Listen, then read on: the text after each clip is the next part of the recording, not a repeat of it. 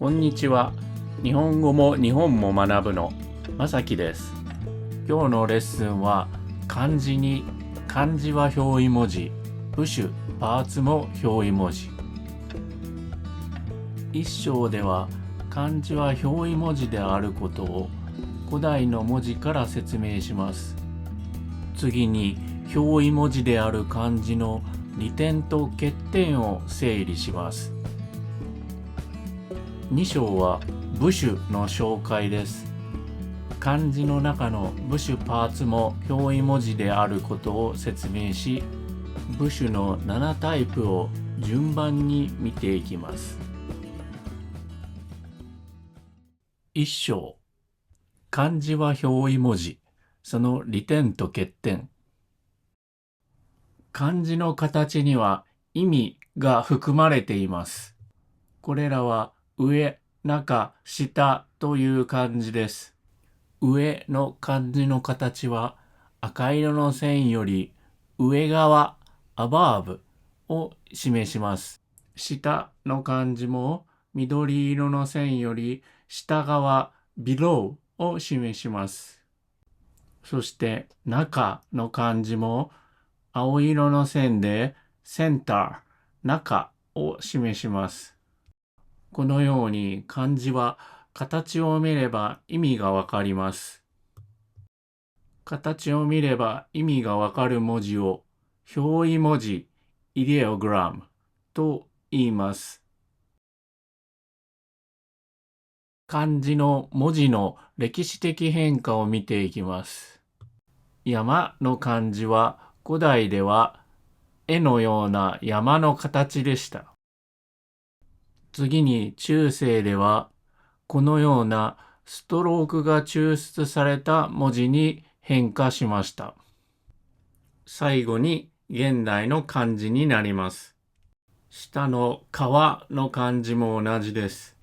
最初は絵の形で書かれていたものが中世ではストロークに変化し、現代の川の漢字になりました。これら山、川の漢字の歴史のように、漢字は古代からずっと表意文字です。よって漢字の形を見ればその意味がわかります。漢字が表意文字であると利点があります。一つ目の利点は漢字だとアルファベットより少ない文字で書けることです。例えば木に登るという日本語は climb a tree です。tree は4文字ですが、木は1文字です。climb は5文字ですが、登るの漢字は1文字です。次の例は音楽を聴く listen to music です。listen, music は5文字ですが、音楽、聞くは2文字、1文字です。このように漢字、ひらがなだと短い文を作ることができます。漢字の利点2です。漢字は意味が近く、音は同じ単語を作れます。例1は、昇るです。木に昇る、太陽が昇る。漢字の読み方は同じですが、意味が少しだけ違います。2つ目の例は、聞くです。声を聞く、音楽を聞く。これも意味が少し違います。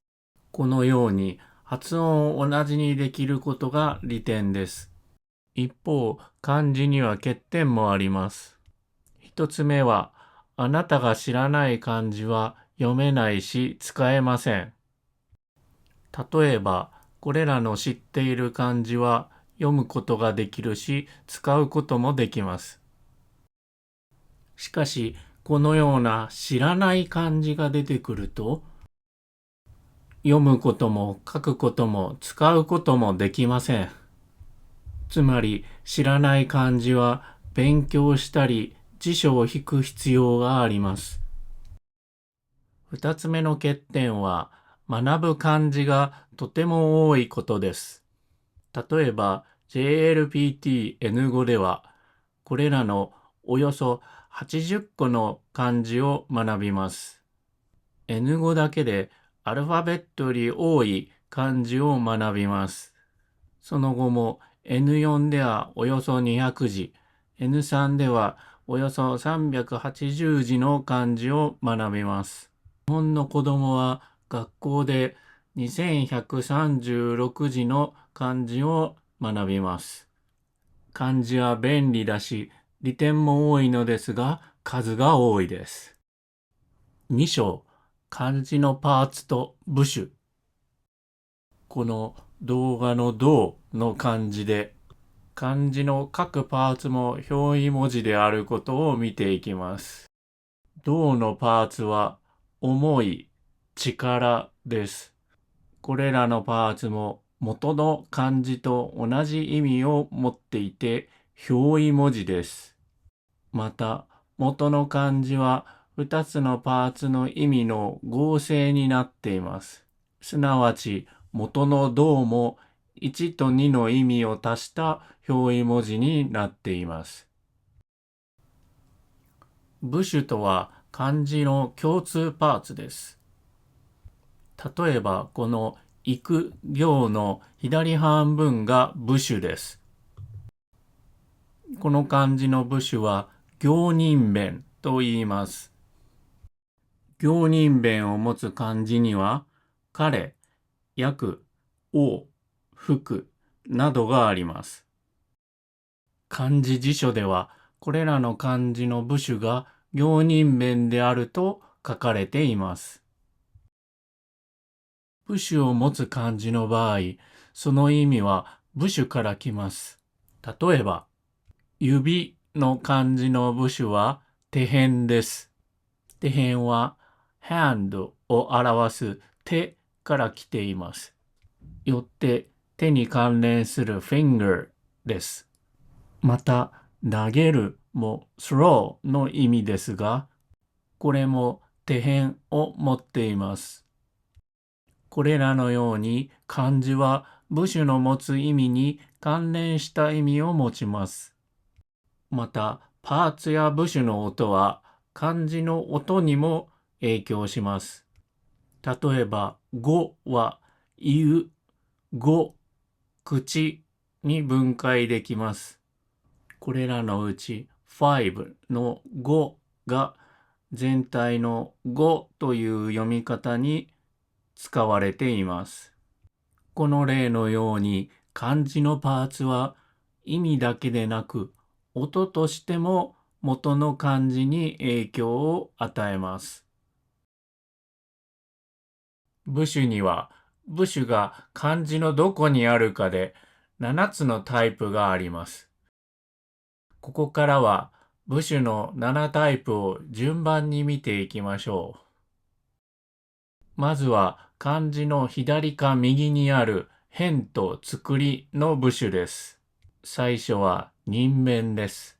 人弁は人からできています。作る、体、他などです。次は立刀です。立刀は刀です。前、列、剣などがあります。次はすでに見た手辺です。手の意味です。打つ、探す、投げるなどが手辺です。次の部首はルマタです。矛作りとも言います。ルマタは矛で打つ、叩くという表意文字です。段、こく、投げるなどがあります。同じ投げるが出ましたが、手辺と矛作り、ルマタで作られています。辺と作りの最後は、同じ形の小里辺、大里です。小里辺には私の住む大阪の坂や海、陽があります。作りの大里では、部、郡、都があります。辺と作りで部首の仕組みは分かったと思います。よってこれ以降は早いペースで見ていきます。次の部首は冠と足です。冠の部首には家のう冠、冠の和冠、草の草冠があります。これらは冠という名前のように漢字の上に部首を載せます。反対に下に部首を置くのが足です。思うの漢字の心、暑いの漢字のレンガ、盗むの漢字の皿などがあります。次は2つの方向を囲う尿と垂です。左の垂は左側と上側を囲う部首です。まという漢字のまだれ、病の病だれ、がんのがんだれがあります。これらは漢字の上から垂れる部首なので垂れと言います。左と下を囲む部首は尿です。